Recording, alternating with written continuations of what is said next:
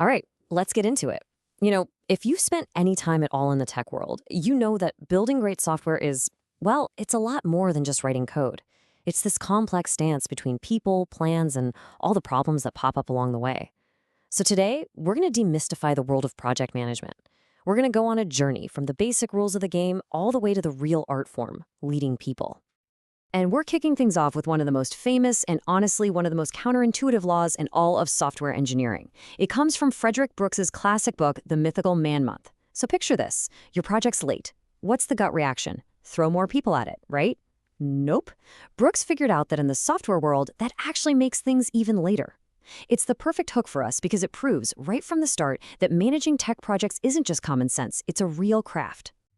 And that's really the big question we're tackling.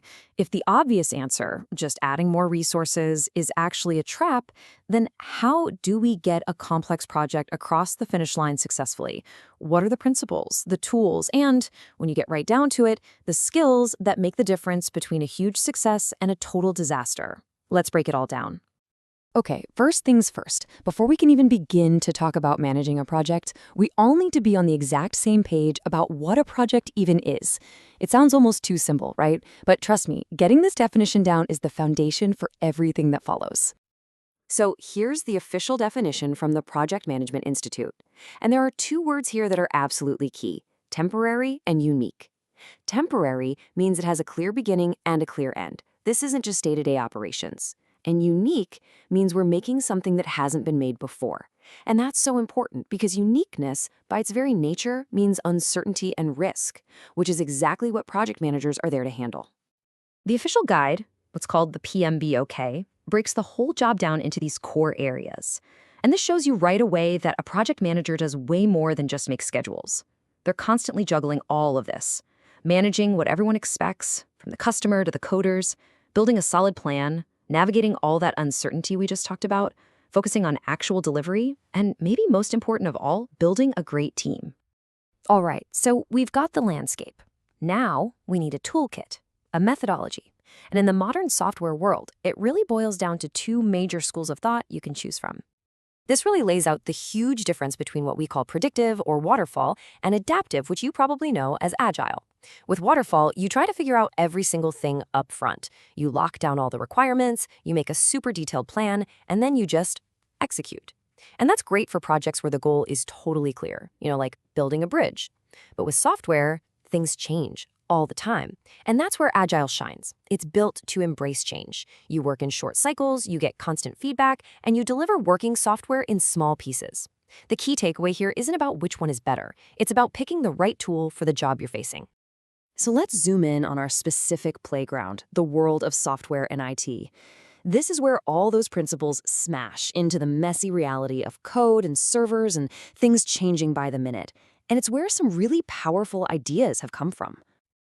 One of the biggest game changers in modern software is continuous integration, or CI. The old way was to wait till the very end of a project to try and jam all the pieces of code together. We call that the integration crunch, and it's a nightmare. With CI, developers are constantly merging their work. And as you see here, every little change kicks off an automatic build and a whole bunch of tests. If something breaks, the team knows about it in minutes, not months. It just massively cuts down on risk and keeps the project ready to go at all times. A lot of these amazing ideas actually come from lean principles, which started in manufacturing at Toyota. The whole point is to just be relentless about eliminating waste. And this table shows you how perfectly those ideas map to software. Overproduction isn't making too many car parts. It's building features that nobody ever asked for. Inventory isn't a warehouse. It's a hard drive full of half-done code that isn't providing value to anyone. When you start looking at your project through this lens, it forces you to focus on what really, truly matters. And this brings us right back where we started, to Brooks' Law.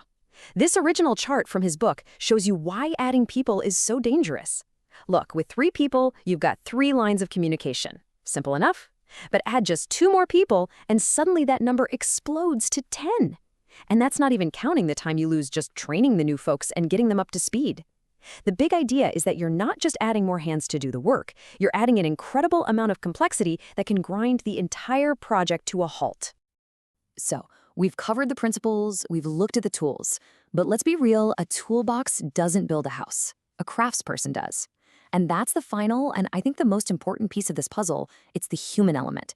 This is where you make the leap from being a manager who just follows the steps to an artisan, a true leader who has mastered the craft. So what does this project artisan look like? Well, they're a caring steward, someone who acts with real integrity. They're comfortable with the chaos at the beginning of a project, but they demand perfection at the end. They build what the book Peopleware calls gelled teams, these incredible groups that are so in sync they're just unstoppable. They are absolutely relentless problem solvers. And maybe the most critical piece, they're emotionally intelligent. This is what the career path is really about. Mastering the process is just step one. Becoming this kind of leader, that's the end game. So we'll leave you with this question. Following a process, using the right tools, yeah, that can help you build a product. But it takes real artistry. It takes empathy and leadership to build a great team. And a great team? A great team can build absolutely anything. So as you go on with your own projects, your own career, it's worth asking yourself, are you just trying to build a product, or are you trying to build the team that can build the future?